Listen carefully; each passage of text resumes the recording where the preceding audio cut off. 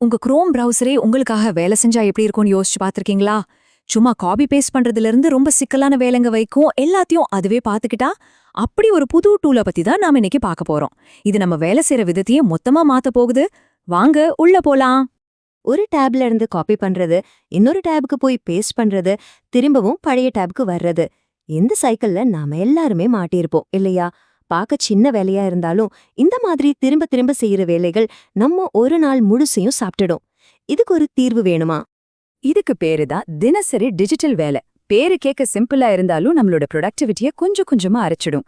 ஆனா ஒரு நல்ல விஷயம் என்னன்னா, இதுக்கு ஒரு தீர்வு வந்துடுச்சு. அந்த தீர்வு பேரு தான் குரோமில் கிளவுட். சரி, இது எப்படி வேலை செய்யுதுன்னு சொல்றேன் கேளுங்க.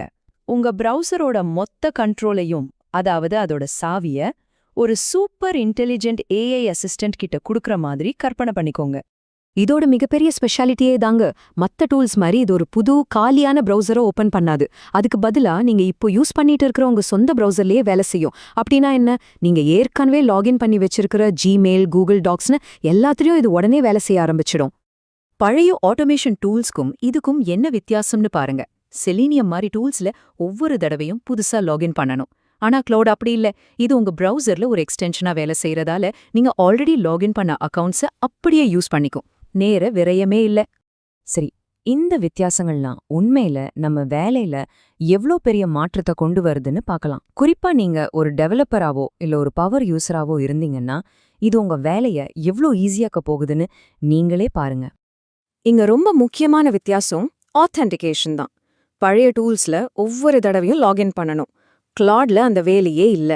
அதை விட முக்கியமா மத்த ஆப்ஸ் கூட கனெக்ட் பண்ண தேவைப்படுற ஏபிஐ கீஸ் மாதிரியான சிக்கலான விஷயங்கள் இங்க கிடையவே கிடையாது. நீங்க நோஷன், ஃபிக்மா மாதிரி சைட்ஸ்ல லாகின் பண்ணி வச்சிருந்தா மட்டும் போதும், கிளாட் அதை ஆட்டோமேட்டிக்கா யூஸ் பண்ணிக்கும். சரி, இவ்ளோ நேரம் பேசினது போதும். இந்த டூல் உண்மையிலே என்னெல்லாம் செய்ய முடியும்னு ஒரு டெமோவோட பாத்துரலாம் வாங்க. உங்க பிரவுசரை இது எப்படி ஆட்டோ பைலட்ல ஓட்டுதுன்னு பாருங்க. டெமோக்குள்ள போறதுக்கு முன்னாடி இதோட சில சூப்பரான பவர்ஸை பாருங்க. இது ஒரே நேரத்துல பல டேப்ஸ்ல வேலை செய்யும். ஒரு டேப்ல இருந்து இன்னொரு டேப்க்கு டேட்டாவை மாத்தும். ஏன் ஜெமினி மாதிரி இன்னொரு ஏஐயே இது கண்ட்ரோல் பண்ணும். யோசிச்சு பாருங்க, இதோட சாத்தியங்கள் உண்மையிலேயே வேற லெவல். இப்போ இந்த டெமோவை பாருங்க. நாம என்ன சொல்றோம்னா, ஜெமினாய்க்கு போய் ஹெலோ வேர்ல்டுன்னு ஒரு இமேஜ் கிரியேட் பண்ணுன்னு சொல்றோம். கிளாட் என்ன பண்ணுது? முதல்ல சும்மா டைப் பண்ண பாக்குது. ஆனா அது ஒர்க் ஆகல. இப்போதான் அசல் மேஜிக்கே ஆரம்பிக்குது. உடனே அது ஒரு ஸ்கிரீன்ஷாட் எடுத்து, ஓகே இது வேலை செய்யலன்னு தன்னோட தப்ப தானே புரிஞ்சுக்கிட்டு, அந்த டெக்ஸ்ட் பாக்ஸோட கரெக்டான டெக்னிக்கல் இடத்த கண்டுபிடிச்சு கமெண்ட்டை சரியா டைப் பண்ணுது. இது சும்மா கண்மூடித்தனமான ஆட்டோமேஷன் இல்ல, இது யோசிக்கிற ஒரு ஆட்டோமேஷன். இமேஜ் ரெடி ஆனதும் கிளாட் டவுன்லோட் பட்டனை கிளிக் பண்ணுது. ஆனா இங்க ஒரு முக்கியமான விஷயத்த கவனிங்க. அது தானா எதையும் டவுன்லோட் பண்ணிடாது. இந்த ஃபைலை டவுன்லோட் பண்ணலாமான்னு உங்ககிட்ட பெர்மிஷன் கேட்கும். இது ஒரு ரொம்ப முக்கியமான சேஃப்டி ஃபீச்சர். நீங்க ஓகே சொன்னதுக்கு அப்புறம் தான் ஃபைலை டவுன்லோட் பண்ணி நீங்க வேலை செய்யற ஃபோல்டருக்கு கரெக்டா மூவ் பண்ணிடுது. சோ எல்லாமே உங்க கண்ட்ரோல்ல தான் இருக்கு. ஓகே, இதோட பவரை இப்ப பாத்துட்டோம். இப்ப 2 முக்கியமான கேள்விக்கு வருவோம். ஒன்னு, இதை எப்படி செட்டப் பண்றது? 2வது, இதை எப்படி சேஃபா யூஸ் பண்றது? இது ஸ்டார்ட் பண்றதுக்கு உங்களுக்கு 4 விஷயம் தான் தேவை. கூகுள் குரோம் பிரவுசர், அதுக்கான Claude extension, Claude code CLI சொல்ற ஒரு கமாண்ட் லைன் டூல், அப்புறம் ஒரு பெய்ட் கிளாட் பிளான். இப்போ ரொம்ப ரொம்ப முக்கியமான ஒரு விஷயத்துக்கு வரும். அதுதான் சேஃப்டி. பாருங்க, இந்த டூல் ரொம்ப பவர்ஃபுல். அதனாலேயே இதுல சில ரிஸ்க்கும் இருக்கு. இதை கிரியேட் பண்ணவங்களே ஒரு ஆஃபிஷியல் வார்னிங் கொடுக்குறாங்க.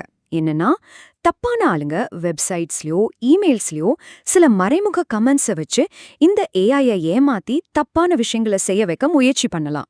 அதனால நாம ரொம்ப ஜாக்கிரதையா இருக்கணும். ஆனா பயப்பட தேவையில்லை.